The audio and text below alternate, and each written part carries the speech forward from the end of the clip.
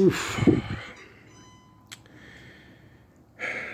You're the first generation, you're the first group of people that were given an opportunity to study one of the people they refer to as religious figures or messiahs, right, from cradle to grave, with scientific evidence to try to prove or disprove what his life was about. And you've chosen to ignore all the beautiful examples and all the faithful communication of these people for your egos, so you can have cell phones and pass on information and do all these great things. Look at these horrible commercials about betting and people doing FanDuel and all this horrible stuff that you guys are doing. And you're glorifying murder, and you have horror movies, and so you just do terrible things that put children into trauma and make them into aggressive sociopaths. And then you sit there and you judge them and you incarcerate them, and it's like it's a lot like John Lennon's Working Class Hero. After they've scared you for somebody, then they expect you to pick a career. And they're mean. They hit you. They're mean to you. They beat you at home and they hit you at school. And they hate you if you're clever, and they despise a fool. And it's just horrible. It's just horrible. You celebrate violent sex cult egomaniacs with sports.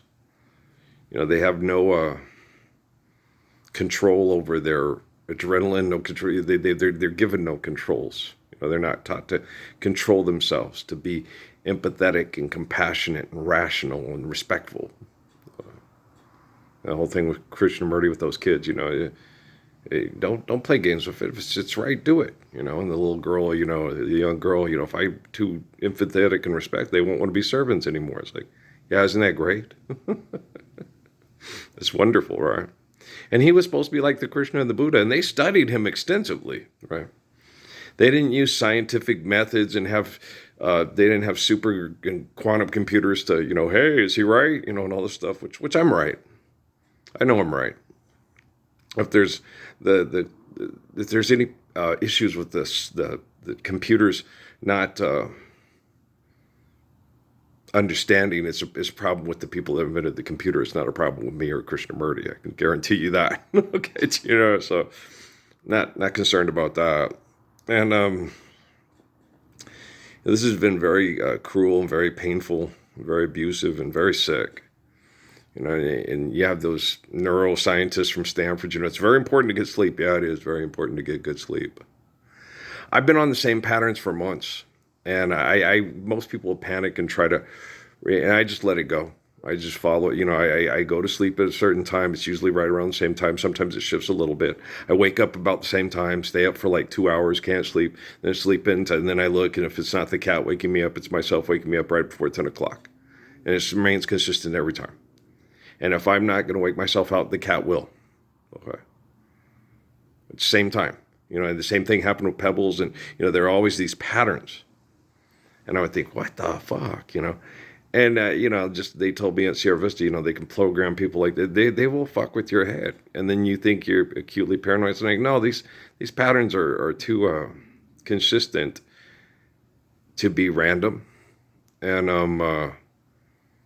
there's something going on just to condition and train somebody. And which is incorrect. It's just wrong. You should be able to understand and follow nature and do things intelligently in accordance to, how you interact with nature, like seasonal changes and dietary things with seasons and seasonal changes and stuff. And so there's just, a lot of healthy things that we can do. And, we've gotten better with, things like refrigeration and, modes of transportation of helping people that have issue, where they don't have, where you can get fresh fruits and vegetables into North Dakota and Minnesota in the wintertime, right? And then you can get, where you can just move certain things to certain places to give people more healthy and a better quality of life without being aggressive and shoving each other to places where it's less advantageous to try to survive through physical, means, and dealing with each other, emotionally and psychologically. It's just the lack of empathy and respect, and the lack of compassion and mercy and intelligence is it's very disturbing. You know, you would think, but obviously, with what I've experienced here, like that rocket scientist at the county building, and then the reactions of the security guards and stuff, it's like, okay, these people, and it's full of sheriff's deputies and police department type people and stuff too, and no one comes up and gives me the respect I deserve. Well, the one guard kind of did, but no, he came up to, he was doing his job, and then he listened compassionately. I was grateful for that. And the other guy wouldn't even talk to me. It's like, fuck, come on. Seriously? You must not have a computer or a television or, a library card. It really pisses you off. You go like, how much do I have to fucking do to get you to start acting like a man and stop acting like a bitch who will settle for a paycheck and lay down and enjoy the rape? What do I have to do? What do I got to do to make you love me? It's not even that. It's just being a man that loves children. Being a man that wants his neighbor to have, there's certain things like when Selena Quintanilla Perez stood up for Chris at that award show. I respected that and appreciated that. Especially for him. That's what men want out of having a gorgeous woman, and other people try to covet her, and it's like, no, this is my man. You all need to back off.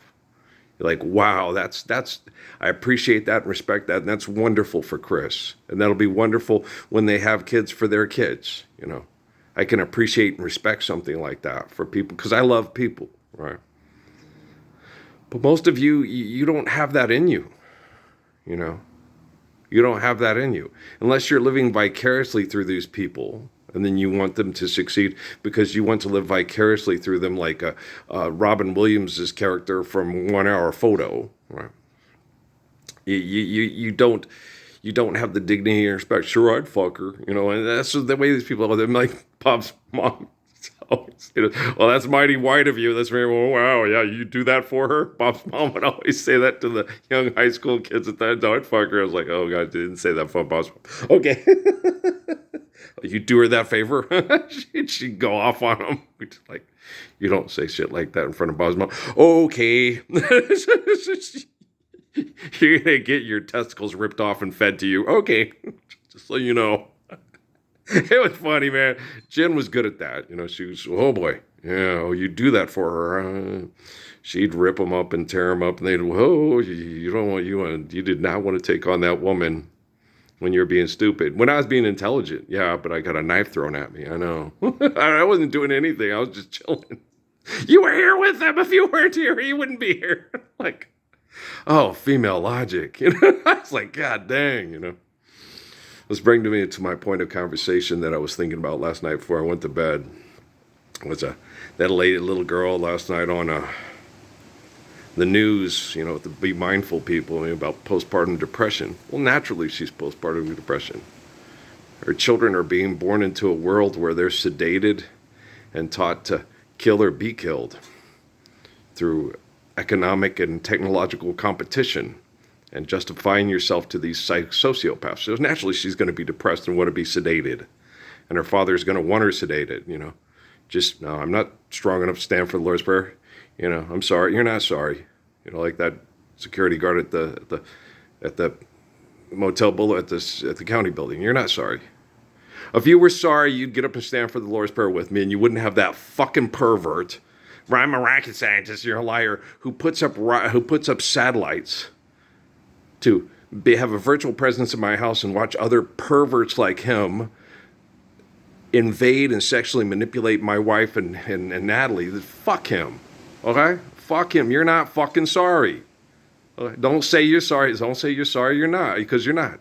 And it's not so much that they've got caught. It's just people just don't, there's no empathy and there's no respect. Okay? They're broken. They're obviously broken, or they'd stand up like me and say, when they took me to Sierra Vista and they had all these people encounter me in the wall, they gave me declassified information. I went, oh shit, you could do this. And Well, you don't need to do that. If you do that, this is what will happen. And then they're like, well, he's just taking great science work from great scientists and just explain it because they already did it. It's like, who in their right mind would think of the shit that you guys think of? No one would. That's a rhetorical question, right? Okay. No one in their right mind would be as disgusting as the scientific community is today. Okay. No one. And I repeat, no one in their right mind would be as disgusting and dysfunctional as the scientific community is today. Okay? If you were in your right mind, it would never get this fucking far.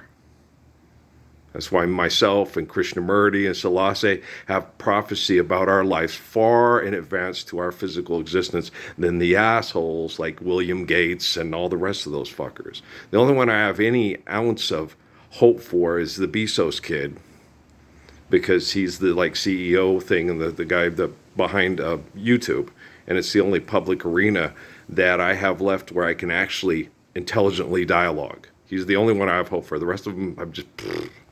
And with the feedback, I don't know what relationship that David Rockefeller had with Mark Zuckerberg, but that's not. I can't be concerned about that. Okay. He was one of the main architects, I'm led to believe, of all my abuse and my continuing abuse to see, but the jealousy of myself and my family. What's so great about him? Compared to you, tons.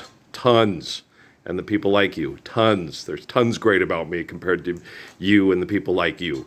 Okay. Richard Rockefeller was a hospital administrator. Okay. The type of person that my mom died because she wasn't economically viable. Okay, people like David Rockefeller and people like him are just tons better about me and Krishnamurti and Selassie and D.T. Suzuki and Sannyas, and then people like them.